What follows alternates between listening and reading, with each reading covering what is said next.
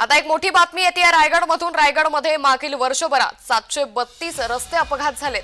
2024 मध्ये अपघातात 266 जणांचा मृत्यू झालाय।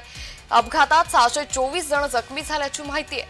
3 महामार्गांवर सर्वाधिक अपघात झाल्याची माहिती देखील आता समोर आली आहे। रायगड जिल्ह्यात मागील वर्षभरात 332 रस्ते अपघातांची नोंद झाली आहे, ज्यात 266 जणांचा मृत्यू झालाय तर 624 जण गंभीर जखमी झाले।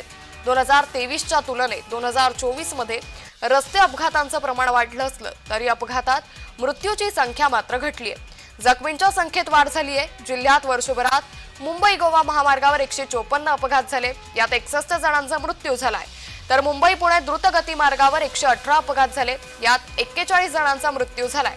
मुंबई पुणे जुन्या महामार्गावर 76 अपघातांची नोंद झाली आहे, ज्यात 26 जणांचा मृत्यू झालाय। या सर्व आकडेवारीचा विचार केला तर जिल्ह्यातील जवळपास 70% अपघात या 3 महामार्गावर झालेत, अशी माहिती देखील आता समोर आली आहे। तर याच संदर्भात अधिक माहिती देता आमचे प्रतिनिधी अजयश नाडकर। अजयश, 2023च्या तुलनेत 2024 मध्ये अपघातांची संख्या वाढल्याचं पाहायला मिळतंय, काय अधिक माहिती? अंकिता, नक्कीच आहे। 2023 आणि 2024च्या दरम्यान जे अपघात झाले त्यांची आकडेवारी जी आहे ती समोर आलेली आहे।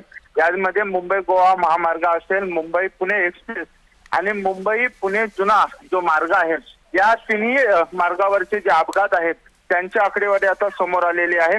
जवळपास या अपघातामध्ये 266 जणांचा जो आहे तो अपघाती मृत्यू झाला आहे आणि 624 जण जे आहेत ते गंभीररित्या जखमी झालेले आहेत आणि त्यामुळे नक्कीच जी अपघाताची मालिका आहे ती सातत्याने मुंबई गोवा महामार्ग असेल किंवा मुंबई पुणे एक्सप्रेस वे असेल यावर सातत्याने चालू असते।